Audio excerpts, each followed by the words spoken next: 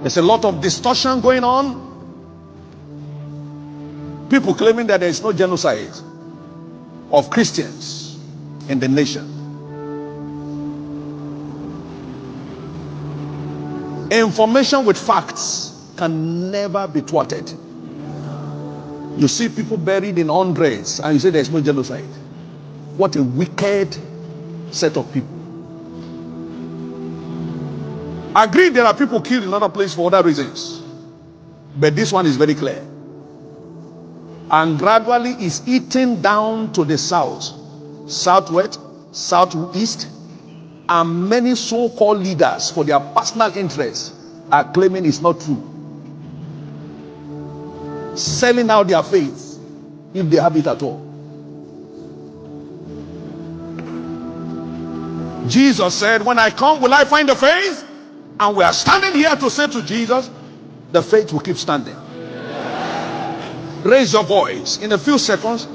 Father, strengthen the brethren, strengthen the faith. Has no name. Nigeria means nothing in Igbo language. It doesn't mean anything in Ibibio language. It means nothing in Ijo language. It means nothing in Efik. It means nothing in Urobo. It means nothing in Ishekiri. It means nothing in Edo. It means nothing in Yoruba. It means nothing in Hausa. It means nothing in Tiv language. It means nothing. Nigeria is a name given to people in Africa by a European man. It is not your name. Can anybody tell us who formed Hausa? Can anybody tell us who formed Yoruba? Can anybody tell us who formed Fulani? They grew as a result of an organic process. When man tampers with the work of God, the nonsense happening in the zoo is what you receive. No. When you take the history of Nigeria, from the very beginning, when we were amalgamated, to the very beginning we became a nation, we got it altogether wrong.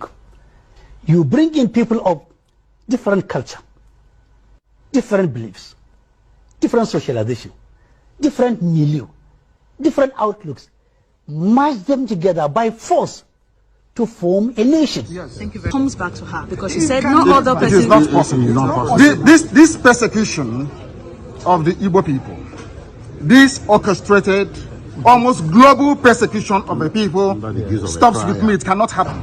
It can never happen. That is why we do what we do. That is why I do what I do.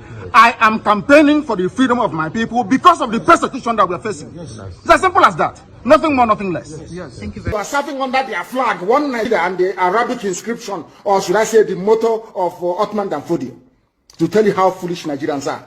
You don't know that the Nigerian emblem, the army emblem of Nigeria, is the motto of Ottoman Danfodio that he used to conquer Hausa people. You don't know that it is there. That's what they're using. You're fighting under the banner of your country. It's not possible. It's not possible. This persecution of the Igbo people, this orchestrated, almost global persecution of the people stops with me. It cannot happen. It can never happen. That is why we do what we do. That is why I do what I do. I am campaigning for the freedom of my people because of the persecution that we are facing. It's as simple as that. Nothing more, nothing less.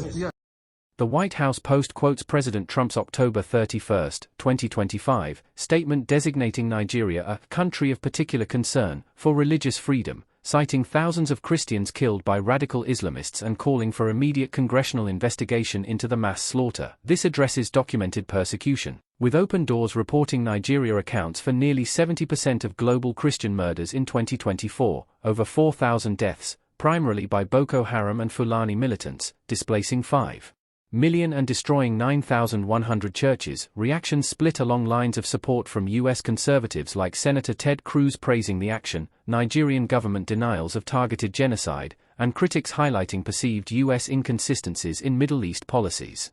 The Secretary Rubio's post endorses President Trump's designation of Nigeria as a country of particular concern for religious freedom, highlighting the slaughter of thousands of Christians by radical Islamists and Fulani militias, with Open Doors reporting over 5,000 Christian deaths in 2024 alone amid escalating jihadist violence.